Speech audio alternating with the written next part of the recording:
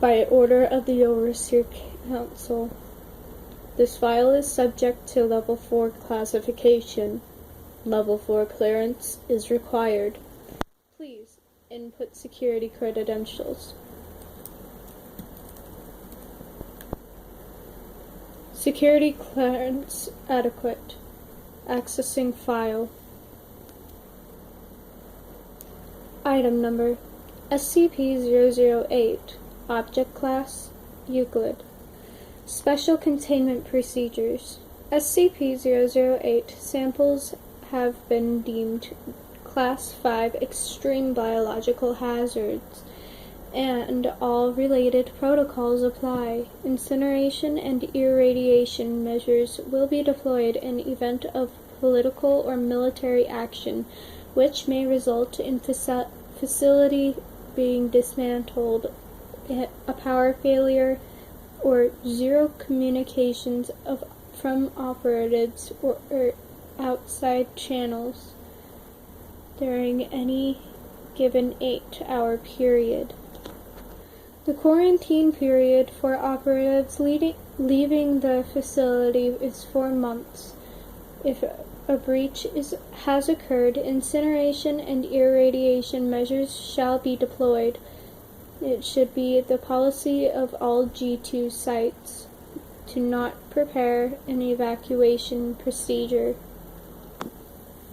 Description: SCP-008 is a complex prion, samples of which are stored in each of the known G2 sites.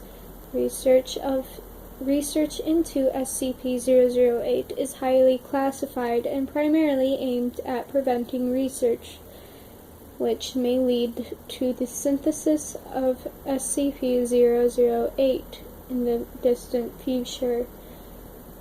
Traits of the SCP-008 prion include 100% infectiousness, 100% lethality, transmission through exposed mucous membranes and all bodily fluids, not airborne or waterborne. Symptoms of infection with SCP-008 manifest no more than 3 hours after exposure and include flu-like symptoms with high fever, plus severe dementia in later stages. Coma onset approximately 20 hours after the first symptoms appear and 12 hours after noticeable dementia. Coma onset will be considered onset of death. A period of sporadic cellular necrosis occurs when comes to resemble gangrene. Surviving tissues assumes its original function and is highly resilient. Red blood cells greatly increase oxygen storage capacity, resulting in slower blood flow and increased muscle endurance and strength. Nervous and muscular systems are unaffected by total organ failure for several hours. Metabolism may decrease to extremely low levels, allowing subject to survive for over 10 years without nutrition. High blood viscosity results in negligible blood flow from gunshot, puncture, and slashing injuries. Conditioned behavior, motor controls, and instinctive behavioral mechanisms are damaged, and cognitive abilities are severely retarded and erratic. Animals experience excessive brain necrosis and are inactive. Subject can adapt to its damaged nervous systems, but is limited to basic physical activities, including standing up, balancing on 2 legs, walking, biting, grabbing, and crawling. Subject will energetically move towards sights, sounds, and smells it associates with living humans.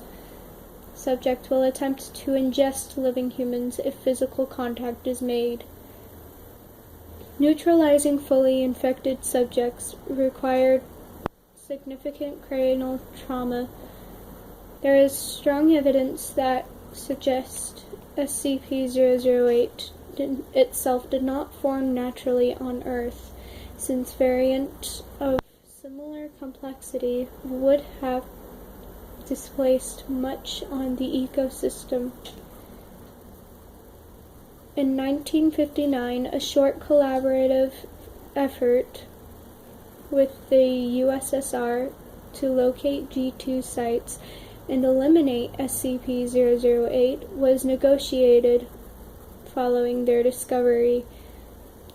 The status of SCP-008 in Russian custody since collaboration ended is unknown.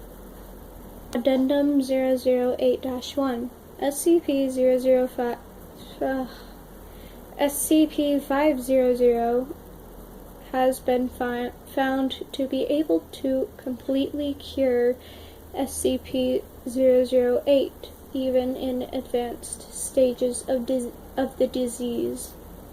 Alright, I did not mean to say SCP-005, I meant to say SCP-500